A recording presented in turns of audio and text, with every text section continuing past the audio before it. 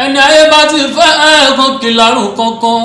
akọgun ọlá lèrè lónìí gbòòrò òṣèlú bàbá Túndé lẹ́ni Ọlọ́run mi fẹ́ ẹni ayé bá ti fẹ́ ẹ̀ẹ̀kan kì lárùn kankan ṣẹ́rí bọ́n fẹ́ bọ́kọ̀ akọgun àní for senator 2023 ọ̀nà kò dúró tá a bá rí Júdásì tó sọ pé òun bákan tó fẹ́ gbégi dínà pé kákọ̀gun má gòkè o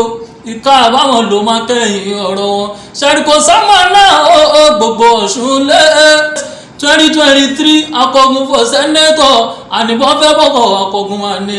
for senator 2023 ọ̀nà kò dúró tá a bá rí Júdásì tó sọ pé òun bákan bó fẹ́ gbégi dínà pé kákọ̀gun má gòkè o kẹ́nìká àbáwọn ló máa kẹ́yìn ọ ṣẹ́rí wọn lẹ́yìn gáàjù orí láti kàtà Sodiq látúgbòrìndé o àwọn lẹ́yìn gáàjù orí lọ́mọ Sodiq mo tún gbòrìndé akọgun for 2023.